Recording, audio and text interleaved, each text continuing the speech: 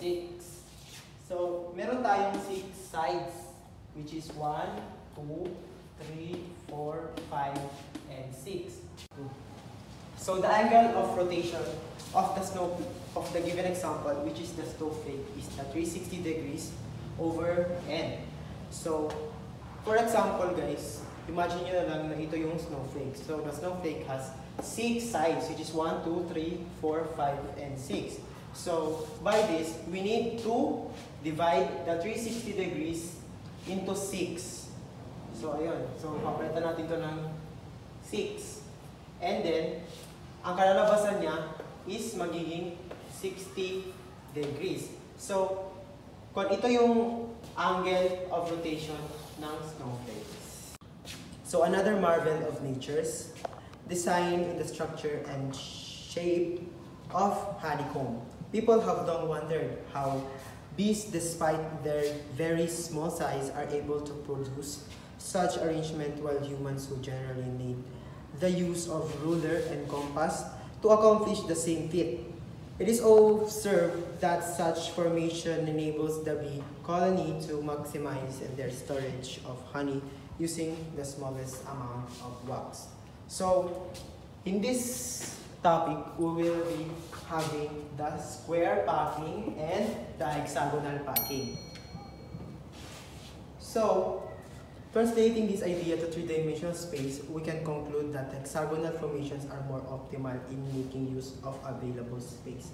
So, in this topic, parang meron tayo ditong dalawang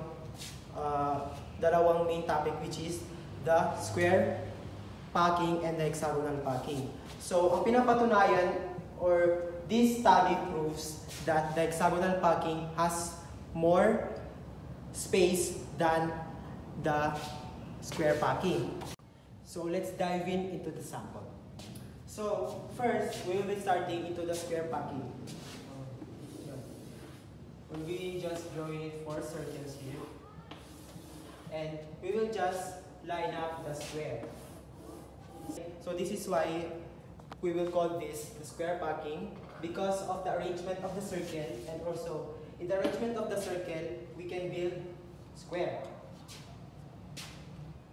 For square packing, each square will have an area of 4 centimeters squared. Note from the figure that for each square, it can fit only one circle, 4 quarters. The percentage of squares area covered by circles will be, so the area of the circle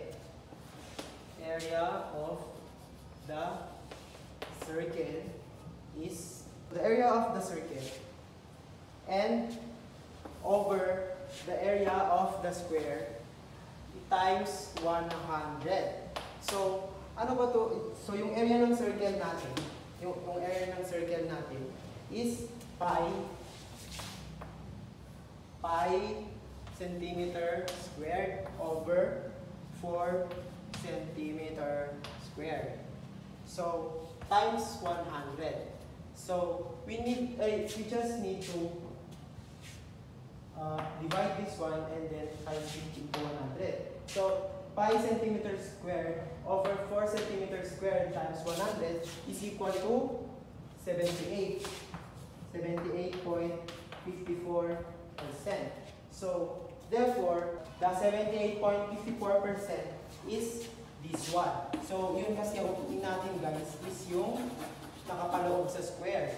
So ito yung nakapaloob sa square, 78.54%. So, let's dive into our new topic, which is called the hexagonal packing. So, in this hexagonal packing, we will be creating circle 1, 2, 3, 4, 5, 6, and 7 yung sa gitna. So, this is 7 circles. And then, makabuo tayo dito ng hexagon shape. Ayan. So, yun. So, next step is kukunin natin yung area ng hexagon. So, by that, parang, di ba, mahirap makuha yung area ng hexagon. So, gagawa na lang tayo ng ganito. We will just line up like this. And then, makakabuo tayo ng anong shape po ba ito? Di ba, ito ay triangle. So the perfect term of this shape is equilateral triangle. So in this equilateral triangle, we just need to find their side. So merong 1 dito, 1, 1, 1, 1, 1. So by this, sa equilateral triangle is meron tayong 6 sides. So this is the example of the hexagonal packing solving. So first is we will be finding the area. So first we will be finding the area of the circle inside the triangle. So we have 1, 2, and 3. So this is the area of the circle. And therefore, we will write 3 dito. So ang 4 is we will be finding so itong 4 is ito yung area ng hexagon sa loob ng triangle, which is 1, 2, 3, and 4. So side squared, nakuha natin itong side squared. So itong side squared, nakuha natin itong 2 squared kasi pinag-plus lang natin itong nasa labas. So in example, di ba meron tayong 1 dito. So, ito yung side ng triangle. So, 1 plus 1 is equal to 2 squared. So, ayun. So, on the next, we will be computing. So, square root of 3 over 4 times 2 squared. So, ang sagot niyan is square root of 3. So, next, we will be finding the triangle inside of the hexagon. So, ilan ba yung triangle natin dito? So, bilangin natin 1, 2, 3, 4, 5, and 6. So, therefore, we will be writing 6 dito. Dito, 6. And then, paano natin nakuha itong square root of 3? So, itong square root of 3 is ito yung area ng triangle that we solved kanina. So, nakabuo tayo ng isang circle lang.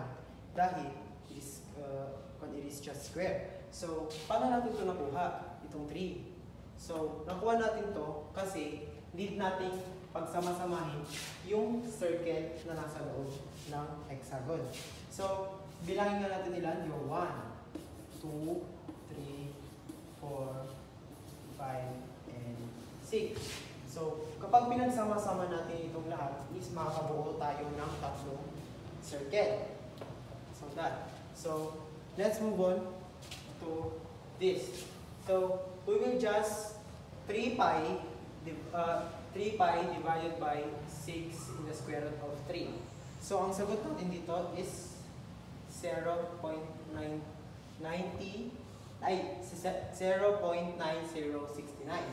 So itong 0.9069 is itatimes lang natin siya into 100 para makuha natin yung 90.69%. So ito yung sagot natin. Mas nakaka-maximize ng space ang hexagonal packing kesa sa square packing.